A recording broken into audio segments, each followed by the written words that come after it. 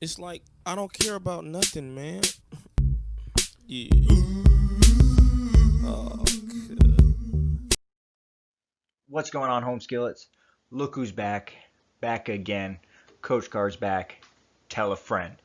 I'm with it. I'm hip.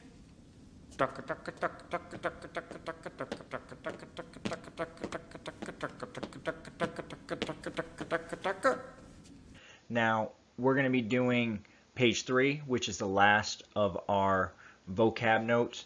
Now, again, in geometry, vocabulary is super important. So make sure you're studying so you actually remember this stuff. Doc, none of us could remember anything from last night. Remember? Alright, so for this one, I'm not going to give you any movie magic. I know you're probably disappointed. Boo! You stink! But we're just going to get right on into it so I don't take up too much of your time. The first one says, an acute angle measures less than 90 degrees but greater than 0. So for the property or rule, what I wrote is 0 degrees. That symbol right here means degrees. So less than x, less than 90. So whenever you have an angle, if it's acute, it has to be in between the numbers of 0 and 90 degrees. The next one is a right angle. A right angle measures exactly 90 degrees.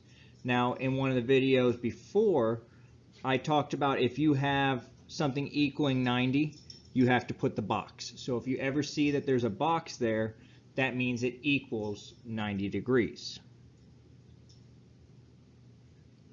The next one is an obtuse angle. An obtuse angle measures greater than 90% but less than 180. So what I wrote for the property or rule is 90 degrees less than x less than 180. And what that's telling us is that x has to be in between the numbers of 90 and 180 degrees. It can't be 90 because then it would be a right angle. It can't be 180 or that would be a line. The next one here is complementary angles. Complementary angles are two or more angles whose sum is 90 degrees. So when you add them together, they must equal 90. So for my representation, I drew 3 different angles, all being 30 degrees. And so for my property or rule, 30 plus 30 plus 30 equals 90. So they did add up to 90 degrees. The next one we have is supplementary angles. Supplementary angles are 2 or more angles whose sum is 180 degrees. So for the representation here, I did one angle equaling 130, another one equaling 50. So if I add them together, that would equal 180 degrees. So the property rule is just that they have to add to 180 degrees. The next one is a linear pair. A linear pair is a pair of adjacent angles whose non-common sides are opposite rays. So a key thing here to know is what adjacent means. Adjacent means that they're next to each other, and when I say next to, they have to actually be touching each other. So, and then linear for the linear pair means line. So this one, just like the one before, has to equal 180, but instead the difference is this one has to be touching, whereas supplementary angles did not have to be touching. The next one is a straight angle, which is formed by two opposite rays. So this is represented with 3 capital letters with endpoint in the middle. So one ray would be ray BA, the other ray would be BC. So what we are just saying, if I were to do this, it would have to be the 3 capital letters with endpoint in the middle. So I could do A, B, C. So that would be my straight angle. This one here is a segment bisector, which is a point, line, or plane that divides a segment into two congruent segments, which creates a midpoint. So bisector means that it got cut in half. Segment tells you you're dealing with a line. So if you notice, I did markings to say which ones go with each other. So the part AE has one dash through it, so does EC. So when you see they both have the same amount of dashes through it, that tells you they're congruent or equal.